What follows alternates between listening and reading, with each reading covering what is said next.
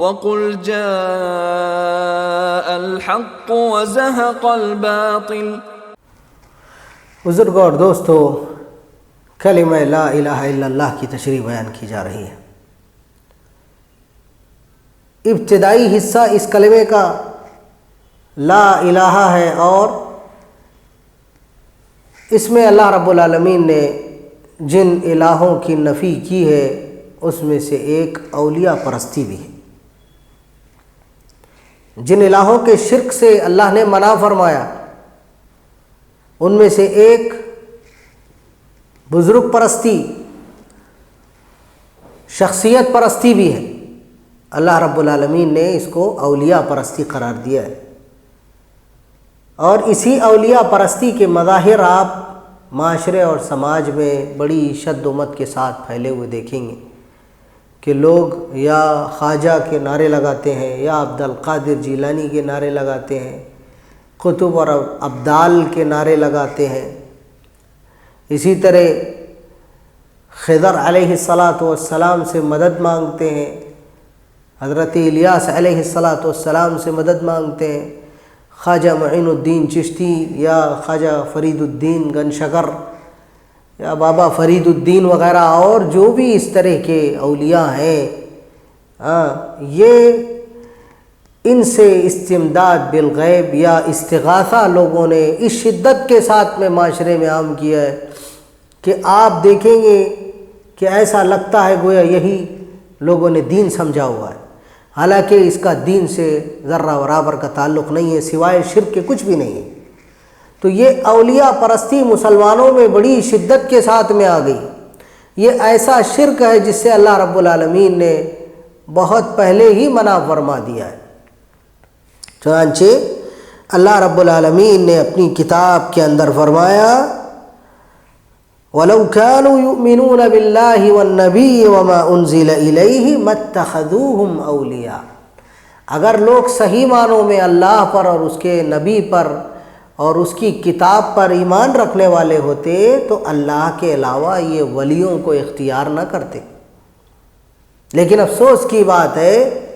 یہ شرک لوگوں میں عام ہوتا چلا جا رہا ہے۔ تو آئیے اسی شرک کی نفی کے تعلق سے اللہ رب العالمین نے اپنی کتاب کے اندر کیا باتیں بیان کی ہیں، اور ان آیات کی شرح میں کیا اقوال و آثار موجود ہے اس کو ہم دیکھتے ہیں، تاکہ اولیاء پرستی سے امت کو بچایا جا سکے۔ بزرگوں اور دوستو، اس میں سب سے پہلی اور بنیادی بات یہ ہے کہ اللہ رب العالمین سب کا ولی ہے۔ اللہ سب کا ولی ہے۔ اللہ فرماتا ہے فاغفر لنا وارحمنا انت مولانا فانصرنا علی القوم الکافرین، کہ اے رب تو ہی ہمارا ولی ہے، تو ہی ہمارا مولا ہے۔ قل لن یصیبنا الا ما کتب اللہ لنا هو مولانا، کہہ دیجئے کہ دنیا میں جو بھی ہم پر مصائب و علامات ہیں وہ سب اللہ کی جانب سے لکھے ہوئے ہیں، وہی ہمارا مولا ہے۔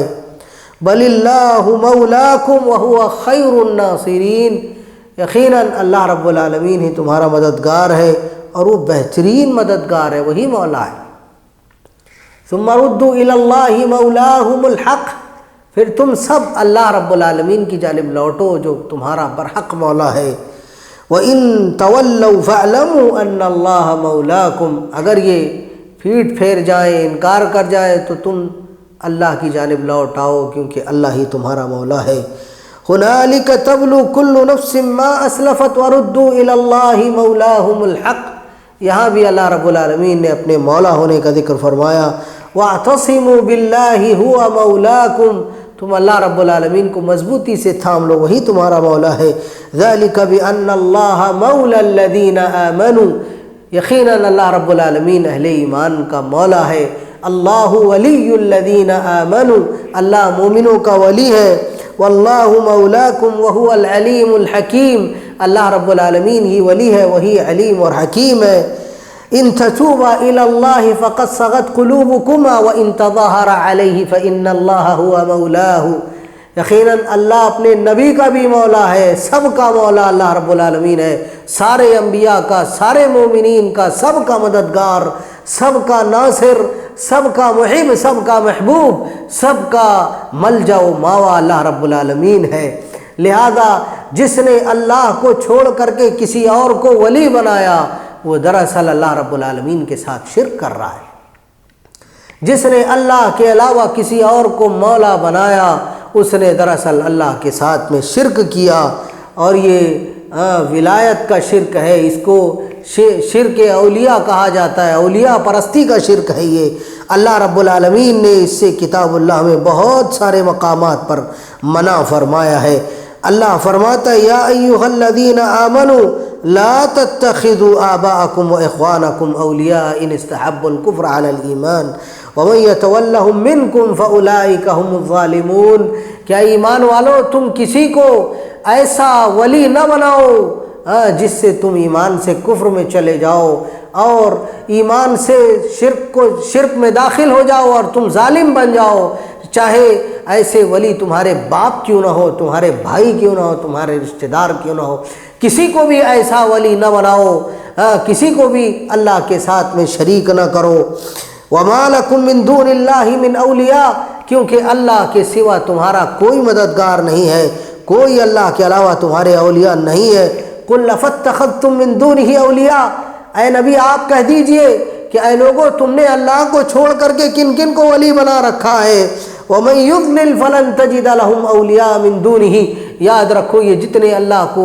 چھوڑ کر کے دوسروں کو ولی بنانے والے لوگ ہیں ان کے سارے ولی قیامت کے دن فرار ہو جائیں گے۔ وَنَحْشُرُهُمْ يَوْمَ الْقِيَامَةِ عَلَى وُجُوهِهِمْ عُمْيًا وَبُكْمًا وَصُمًّا، اور جتنے اولیاء پرست ہیں ہم قیامت کے دن ان کو اس حالت میں اٹھائیں گے کہ یہ اندھے گونگے بہرے ہوں گے۔ مَأْوَاهُمْ جَهَنَّمْ، ان کا ٹھکانہ جہنم ہوگا۔ كُلَّمَا خَبَتْ زِدْنَاهُمْ سَعِيرًا، اور جب جب ان کی آگ بجھے گی ہم اس آگ میں اضافہ کر دیں گے۔ اسی طرح لوگوں نے اللہ کو چھوڑ کر کے بہت سارے اولیاء بنا لیے ہیں، چنانچہ شیطان کو بھی لوگوں نے اللہ کو چھوڑ کر ولی بنایا ہوا ہے۔ افتتخذونه وذريته اولیاء من دونه، لوگوں کیا بات ہے کہ تم نے اللہ کو چھوڑ کر کے شیطان کو اور اس کی ذریت کو، انسانوں اور شیاطین میں سے شیطان کی ذریت کو تم نے اللہ کے علاوہ ولی بنا لیا ہے۔ افحسب الذین کفروا ان یتخذوا عبادی من دونی اولیاء، کہ کیا یہ لوگ سمجھتے ہیں، یہ کافرین، یہ منافقین، یہ مشرکین یہ سمجھتے ہیں کہ وہ ہمارے ہی بندوں کو ہمارا شریک بنا دیں گے اور انہیں ہمارے خلاف ولی بنا لیں گے، تو ایسا ان کا یہ کام ان کو جہنم کی آگ میں لے کر جائے گا۔ انا اعتدنا جہنم للکافرین نزلا، ایسے لوگ جنہوں نے ہمارے بندوں کو بندگی میں ڈال رکھا ہے، جنہوں نے اولیاء کو اللہ کا شریک بنا لیا ہے، اولیاء پرستی میں واقع ہو گئے ہیں، وہ اللہ کی بندگی سے نکل کر بندوں کی بندگی میں آ گئے ہیں، ایسے لوگ کافر ہیں، اور ہم نے ان کے لیے جہنم کی مہمان نوازی تیار کر رکھی ہے۔ اللہ کے انبیاء علیہم السلام کو بھی لوگوں نے، بہت سارے ایسے انبیاء گزرے ہیں جن کو پتہ نہیں تھا، ان کے گزرنے کے بعد میں لوگوں نے ان کی عبادتیں شروع کی، جیسے حضرت عیسیٰ علیہ السلام ہے۔ قیامت کے دن جب ان کی اللہ کی بارگاہ میں پیشی ہوگی، اللہ رب العالمین ان سے پوچھے گا کہ کیا تم نے ان کو کہا تھا کہ تم اولیاء پرستی کراؤ، اللہ کے ولی اور بزرگوں کی عبادت کرو، کیا عیسیٰ تم نے ان کو یہ تعلیم دی تھی؟ حضرت عیسیٰ کہیں گے قالوا سبحانک ما کان ینبغی لنا ان نتخذ من دونک من اولیاء، اور یہی تعلیم دنیا کے تمام اولیاء اللہ رب العالمین کے سامنے جا کر کے کہیں گے کہ اے اللہ رب العالمین، ہم نے تو ان کو نہیں کہا تھا کہ تیرے علاوہ کوئی اور ولی ہے، انہوں نے خود ہم کو تیرا شریک بنا کر کے ولی بنایا تھا۔ وَلَٰكِن مَتَّعْتَهُمْ وَآبَاءَهُمْ حَتَّىٰ نَسُوا الذِّكْرَ وَكَانُوا قَوْمًا بُورًا، اے اللہ یہ ہلاک ہونے والے لوگ، یہ جہنمی لوگ تھے، انہوں نے اولیاء پرستی کی ہے، اے اللہ ہم نے ان کو اولیاء پرستی کرنے کے لیے نہیں کہا تھا۔ تو جتنے اولیاء جن کی عبادتیں کی جا رہی ہے، قیامت کے دن یہ اللہ رب العالمین کی بارگاہ میں اپنے شرکوں کا انکار کر دیں گے، اور ایسے ہی لوگوں کے بارے میں اللہ رب العالمین نے فرمایا کہ اولیاء پرستی یہ دراصل کفار کا شیوا ہے۔ الا للہ الدین الخالص والذین اتخذوا من دونہ اولیاء ما نعبدهم الا لیقربونا الی اللہ زلفا، کہ یہ جو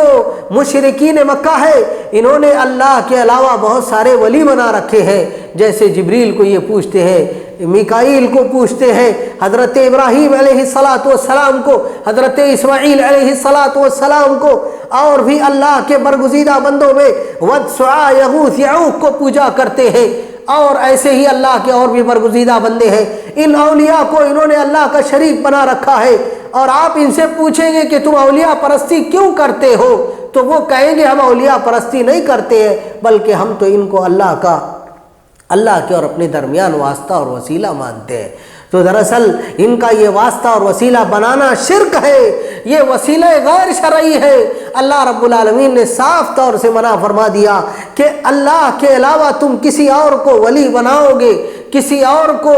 اللہ کے درمیان لے کر آؤ گے تو تم اولیاء پرستی کا شکار ہو جاؤ گے۔ اور ایسے ہی لوگوں کے بارے میں اللہ فرماتا ہے ان اللہ لا یہدی من هو کاذب کفار، یہ جھوٹے لوگ ہیں اور یہ کافرین ہیں۔ اللہ رب العالمین ایسے لوگوں کو ہدایت عطا نہیں فرماتا ہے۔ اسی لیے آپ دیکھیں گے کہ عام طور پہ اولیاء پرست یہ بہت جھوٹے ہوتے ہیں۔ اولیاء پرست جتنے ہیں یہ سب کے سب ان کفر میں اس حد تک آگے بڑھ گئے ہوتے ہیں کہ یہ اللہ کی طرف لوٹنے کو انکار سمجھتے ہیں، اللہ کی توحید کی بات کرنے کو یہ توہین سمجھتے ہیں۔ جب اللہ کا ذکر کیا جائے تو اولیاء پرستوں کے سینے تنگ ہو جاتے ہیں، لیکن جب کسی ولی کا ذکر آ جائے تو ان کے 14 طبق روشن ہو جاتے ہیں۔ تو بزرگوں اور دوستو، یہ وہ اولیاء پرستی ہے جس میں آج کے مسلمان شریک ہے۔ اللہ رب العالمین مسلمانوں کو اس شرک سے بچا لے۔ کتاب اللہ میں اللہ نے ایک اور آیت اتاری، اللہ فرماتا وَلَا تَتَّبِعُوا مِن دُونِهِ اولیاء، لوگوں اللہ کے علاوہ اولیاء پرستی نہ کرو، اولیاء کی اتباع نہ کرو۔ امام مجاہد، مقاتل ابن سلیمان وغیرہ کہتے ہیں اَيْ لَا تَجْعَلُوا أَرْبَابًا الاولیاء، کہ تم اولیاء کو ارباب نہ بناؤ، اللہ رب العالمین کو چھوڑ کر کے تم اولیاء پرستی میں نہ چلے جاؤ اور ان کو رب نہ بنا لو۔ اسی طرح امام قرطبی رحمہ اللہ کہتے ہیں وَلَا تَتَّبِعُوا مِن دُونِهِ أَوْلِيَاءَ أَيْ لَا تَعْبُدُوا مَعَهُ غَيْرَهُ، کہ تم اللہ کے ساتھ میں کسی ولی کو نہ پکارو۔ امام آلوسی رحمہ اللہ کہتے ہیں وَلَا تَتَّبِعُوا مِن دُونِهِ أَوْلِيَاءَ، کہ تم اللہ کے علاوہ کسی اولیاء کی عبادت نہ کرو۔ یہ کون سے اولیاء ہیں؟ کہتے ہیں من الشیاطین والکہان والعلماء والرہبان والعابدین والزاہدین، یہ وہی لوگ ہیں جن میں سے شیاطین بھی ہیں، کہان بھی ہیں، علماء بھی ہیں، راہبین بھی ہیں، عابدین بھی ہیں، زاہدین بھی ہیں۔ یہ ایسے متقی اور پرہیزگار لوگ ہیں جن کے بارے میں لوگوں کا دعویٰ یہ ہے کہ یہ اللہ کے اولیاء ہیں اور یہ کائنات میں تصرف رکھتے ہیں، لہذا لوگ ان کو پکارنا شروع کر دیتے ہیں۔ امام آلوسی رحمہ اللہ آگے کہتے ہیں فَلَا تَقْبَلُوا مِنْهُمْ مَا يَلْقَوْنَهُ إِلَيْكُمْ مَا يُلْقُونَهُ إِلَيْكُمْ مِنَ الْأَبَاطِيلِ لِيُضِلَّكُمْ، یہ جو تمہارے سامنے شیاطین ہیں، اولیاء ہیں، یہ ان میں سے ایسے بھی ہیں جو کہ گمراہ کرتے ہیں اللہ کے دین سے، حق سے، اور انسان کو وَيَحْمِلُونَكُمْ عَلَى الْبِدْعِ وَالْأَهْوَاءِ الزَّائِغَةِ، اور تم کو بدعتوں میں اور ہوا پرستی میں، خواہش نفس میں ڈال دیتے ہیں۔ تو یہ بات امام آلوسی رحمہ اللہ نے کہی۔ اسی طرح امام بقائی رحمہ اللہ کہتے ہیں لا تتبعوا الشیاطین من الانس والجن قد خالفوا فی اتباعہم صریح العقل وسلیم الطبع، کہ ایسے تمام اولیاء جن کی اللہ کے علاوہ عبادت کی جاتی ہے یہ دراصل لوگوں نے خود سے بنائے ہیں، اور یہ دراصل انسانوں کے اور جناتوں کے شیاطین ہیں جو حق سے گمراہ کرنے کے لیے صریح عقل سے، سلیم الطبع سے انسان کو روکتے ہیں۔ امام ابن عاشور رحمہ اللہ کہتے ہیں نہى اللہ عن اتباع اولیاء المشرکین، کہ اللہ رب العالمین نے مشرکین کی، جیسے مشرکین نے اولیاء بنا رکھے ایسے ہم کو بھی اولیاء بنانے سے منع فرمایا ہے۔ تو کتاب اللہ کے اندر یہ جو آیات ہے وَلَا تَتَّبِعُوا مِن دُونِهِ اولیاء، اس کی تشریح میں تمام ائمہ یہی بات کہتے ہیں کہ اللہ کے علاوہ متقیوں کی اور اللہ کے برگزیدہ بندوں کی عبادت کرنے نہ لگو۔ امام ابن عطیہ رحمہ اللہ بھی یہی بات کہتے تھے کہ یہ جو تم نے اوثان بنا رکھے ہیں، چاہے وہ کھڑے اوثان ہو، چاہے پڑے اوثان ہو، یا وہ قبروں کی شکل میں ہو، بت پرستی کی شکل میں ہو، کسی ولی کی قبر کو پوجا جائے یا کسی ولی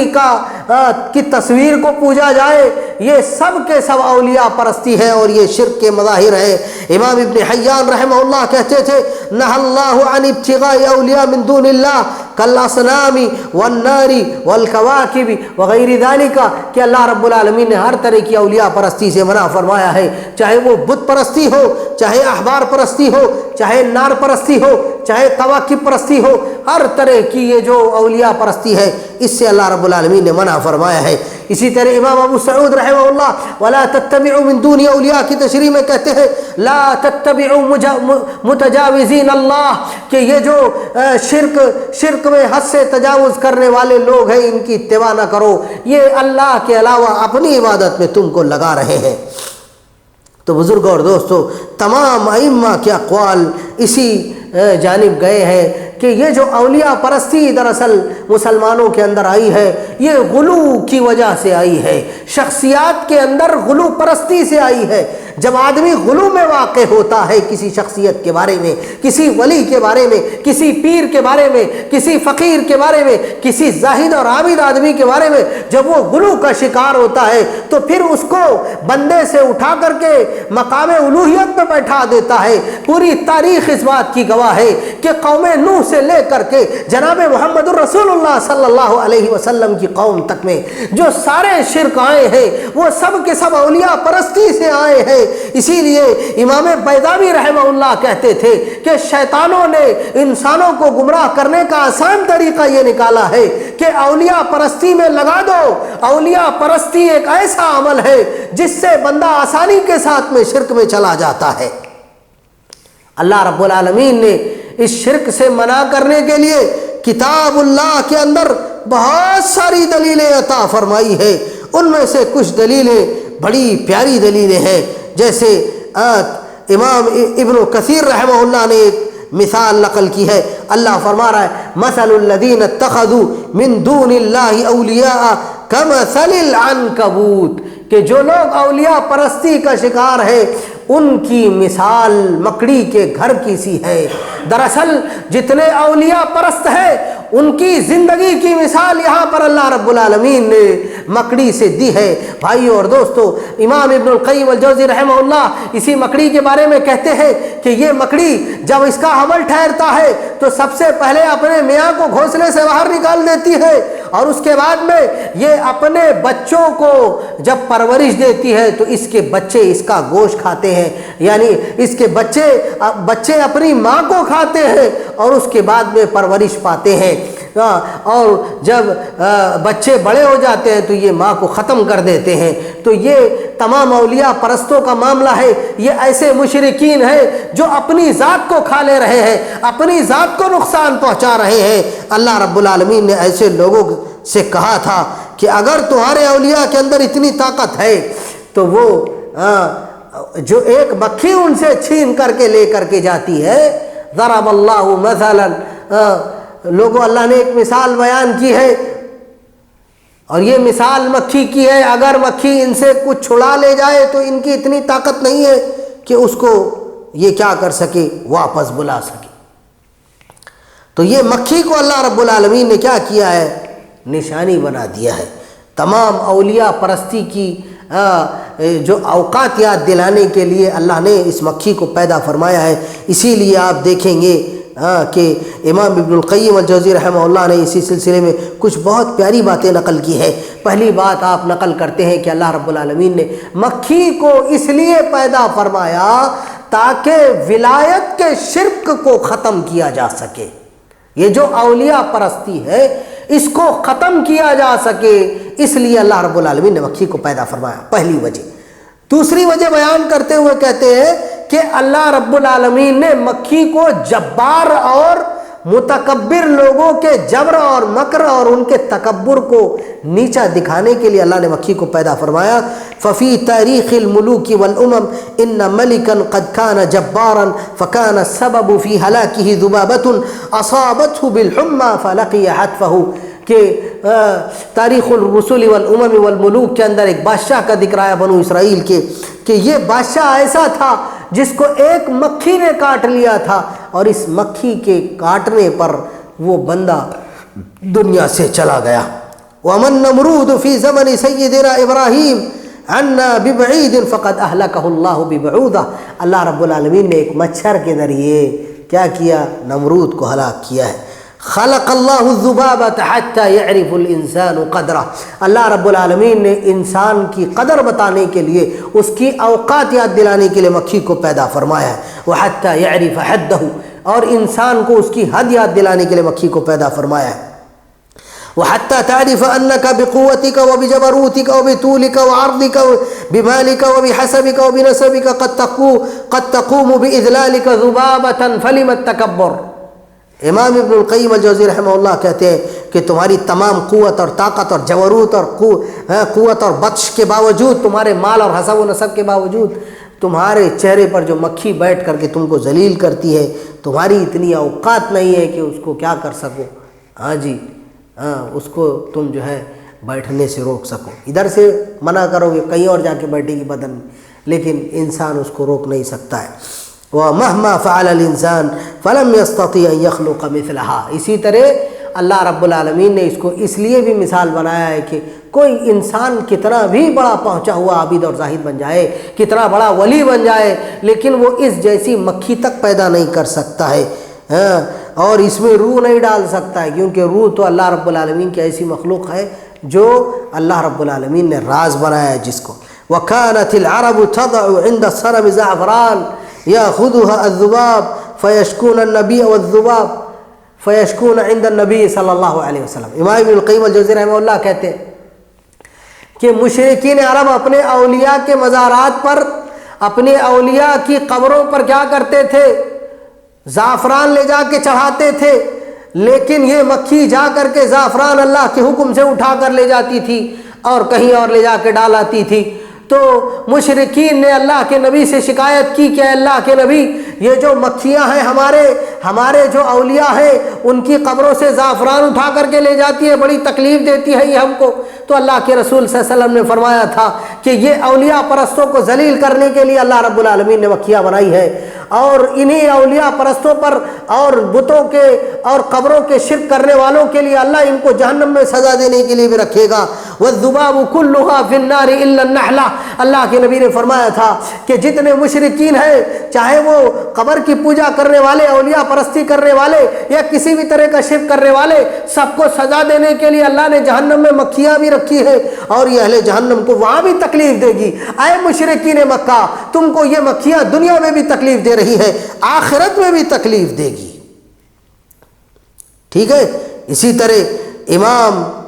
شافعی رحمہ اللہ کا ایک واقعہ بھی امام ابن القیم الجوزی رحمہ اللہ نے ذکر کیا، کہتے ہیں وَكَانَ الْإِمَامُ الشَّافِعِي يَجْلِسُ فِي مَجْلِسِ الْمَامُونِ، ایک مرتبہ امام شافعی رحمہ اللہ مامون کی مجلس میں بیٹھے ہوئے تھے، فَجَاءَتْ ذُبَابَةٌ وَوَقَعَتْ عَلَى وَجْهِهِ وَأَخَذَتْ تُضَايِقُهُ فَنَظَرَ الْمَامُونُ إِلَى الشَّافِعِي وَقَالَ يَا شَافِعِي لِمَاذَا خَلَقَ اللَّهُ الذُّبَابَ فقال له الامام ليذل به الملوك۔ اللہ اکبر۔ امام شافعی سے مامون نے کہا کہ یہ مکھی مجھے بہت پریشان کر رہی ہے، دیکھو بار بار میرے چہرے پہ آ کر کے بیٹھ رہی ہے، اللہ نے اس مکھی کو کیوں پیدا فرمایا ہے؟ امام شافعی نے ایک اور وجہ بیان فرمائی، یہ ذکر کر کے امام ابن القیم الجوزی رحمہ اللہ کہتے ہیں کہ مکھیوں کی پیدائش کی چوتھی وجہ یہ ہے کہ اللہ اس کے ذریعے بادشاہوں کو بھی ذلیل کرتا ہے۔ چنانچہ امام شافعی کہتے ہیں کہ اللہ نے اس کو اس لیے پیدا فرمایا تاکہ ملوک کی اوقات ان کو یاد دلا سکے۔ فضحک المامون، مامون یہ سن کر کے ہنس پڑا اور پوچھنے لگا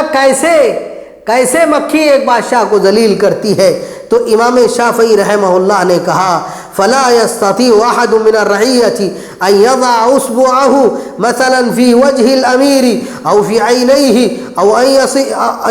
يصفعه على خده او على قفاه، ومع هذا تاتي هذه الذبابة مع حقارتها وضآلتها تقع على عينيه فتجعله يغمضها وتقع على وجهه وكأنها تصفعه وهو عاجز عن منعها وهو الخليفة الأمير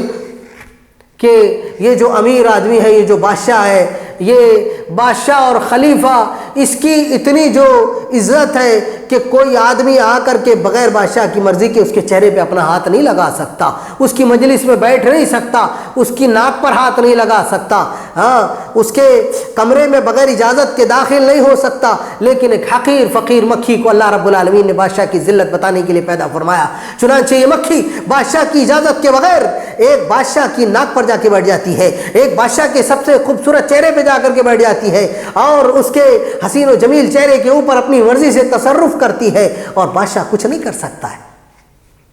تو اللہ رب العالمین نے اس مکھی کو بھی کئی چیزوں کے لیے پیدا فرمایا ہے، اس میں سے ایک سبب امام ابن القیم الجوزی رحمہ اللہ کہتے ہیں کہ اس مکھی کو اللہ رب العالمین نے اولیاء پرستی کو دکھانے کے لیے پیدا فرمایا ہے۔ تو بزرگ اور دوستو، جتنے اولیاء پرست ہیں ان سب کے لیے اللہ نے یہ مکھی کا نمونہ اپنی کتاب کے اندر ذکر فرمایا ہے، اور سب کو یہ چیلنج دیا ہے کہ اے اولیاء پرستو، اگر تمہارے ولیوں میں اتنی طاقت ہے، اگر تمہارے ولیوں میں اتنی اوقات ہے تو وہ ایک مکھی پیدا کر کے دکھا دے۔ ایک مکھی، اس کی 36 سے زائد آنکھیں ہوتی ہیں بھائیو اور دوستو، اور وہ ایک انسان کو ایک انسان کے بدن پر جب بیٹھتی ہے تو بعض سائنسداں تو یہاں تک نقل کرتے ہیں کہ وہ ایک عجیب و غریب قسم کا اسپرے انسان کے بدن پر ڈالتی ہے، اور اس کے ایک پر کے اندر بیماری، ایک پر کے اندر شفا، اور بھی نہ جانے کیا کیا اس کے اندر موجود ہے۔ تو اللہ رب العالمین نے اس مکھی کو اولیاء پرستی کی ذلت کے لیے نمونہ اور مثال بنا دیا ہے بزرگوں اور دوستوں۔ لیکن یہ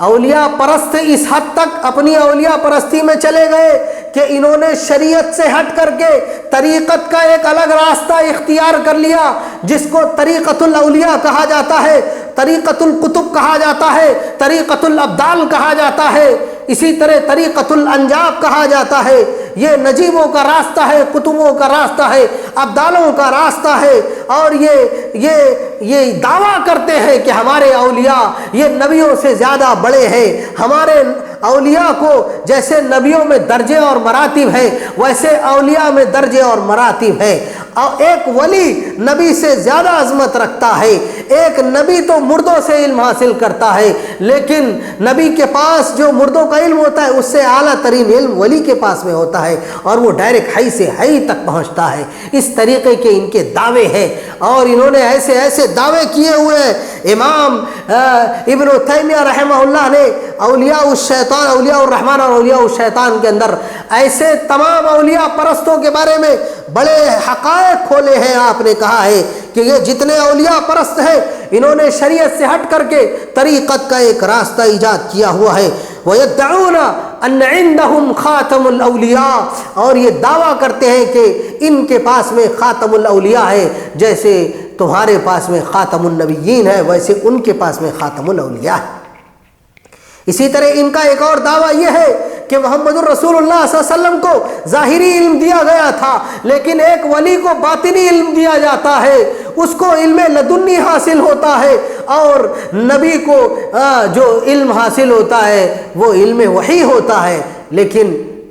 ولیوں کو علم مکاشفہ اور علم کشف حاصل ہوتا ہے۔ اس طریقے سے ان کے دعوے ہیں۔ اسی طرح انہوں نے ایک اور دعویٰ یہ کیا ہوا ہے کہ مقام الاولیاء اعلیٰ و اولیٰ و افضل من مقام النبوت فی البرزخ و فی الآخرہ، کہ ایک ولی کا مقام یہ نبی کے مقام سے بھی زیادہ بڑا ہوگا، قبر کی زندگی میں بھی، برزخی زندگی میں بھی۔ اور ان کے ایسے عجیب و غریب دعوے ہیں جو نبی نے دعوے نہیں کیے، انہوں نے کیے ہیں۔ یہ کہتے ہیں کہ ہمارا ولی جب چاہے جس کی قبر میں چاہے آ کر کے فرشتوں کی گردنیں پکڑ سکتا ہے، ہمارا ولی جب چاہے جس کو چاہے جہنم کی آگ سے بچا سکتا ہے، وہ اللہ رب العالمین کے اوپر بھی تصرف رکھتا ہے، اللہ رب العالمین بھی اس کی مرضی کے بغیر نہیں چل سکتا۔ ایسے دعوے انہوں نے کیے ہیں۔ اپنے اولیاء کے بارے میں ایسے دعوے کیے ہیں کہ اللہ رب العالمین سے ان کے ولی کا مقابلہ ہوا اور ان کے ولی نے اللہ کو پچھاڑ دیا، اللہ رب العالمین زمین گر رہا تھا، ان کے ولی نے اللہ کو پکڑ لیا۔ ان کا ولی اللہ سے دعویٰ کرتا ہے کہ میرے مرید کو چھوڑ دیا جائے، میرے پیر کو چھوڑ دیا جائے، ورنہ اے اللہ میں تجھ کو بھی ہلاک کر دوں گا۔ اس طریقے کے انہوں نے دعوے کیے ہوئے ہیں بزرگوں اور دوستوں، اور ان کا مقصد صرف یہ ہے کہ لوگوں کو اولیاء پرستی میں ڈالا جائے، لوگوں کو شرک اکبر میں ڈالا جائے، لوگوں کو جہنم کی آگ کا ایندھن بنا دیا جائے۔ یہی اولیاء پرستی والے لوگ ہیں جنہوں نے وحدت الوجود کو عام کیا ہے، جنہوں نے وحدت الشہود کو عام کیا ہے، تاکہ لوگوں کو ہمیشگی والا جہنمی بنا سکے ہیں، جہنمی بنا سکے۔ ان کے بہت عجیب و غریب دعوے ہیں۔ ان کا ایک دعویٰ یہ بھی ہے کہ نبوت کا جو مقام و مرتبہ ہے یہ آدمی اپنی جہد سے حاصل کر سکتا ہے، یا اسی طرح نبیوں کو جو معجزات دیے گئے وہ کرامتوں سے زیادہ بڑے نہیں ہیں، اور انہوں نے ایسے ایسے دعوے کیے ہیں علامہ انور الحفیظ۔ تو بزرگوں اور دوستوں ان کے دعوے بھی بڑے عجیب و غریب ہوتے ہیں، اور ان کا ایک الگ ہی شریعت سے ہٹ کر کے طریقہ ہے۔ ان کے لیے نمازیں وغیرہ کچھ نہیں ہے، روزے وغیرہ کچھ نہیں ہے، یہ بس اپنی من مرضی چاہیے زندگی گزارتے ہیں۔ اللہ سے دعا ہے کہ اللہ رب العالمین اس شرک سے امت کو پاک فرما دے، اور یہ بڑا عجیب و غریب شرک ہے، امت کے اندر بہت شدت کے ساتھ میں پھیل گیا ہے۔ آج ہندوستان کی سرزمین میں اگر آپ دیکھیں گے تو آپ کو پتہ چلے گا کہ مساجد سے زیادہ مزارات کی تعداد ہے بزرگوں اور دوستوں۔ یہ اس بات کی کھلی دلیل ہے کہ مسلمان اولیاء پرستی میں چلے گئے ہیں، اسی شرک میں چلے گئے ہیں جس شرک میں قوم نوح تھی، جس شرک کے اندر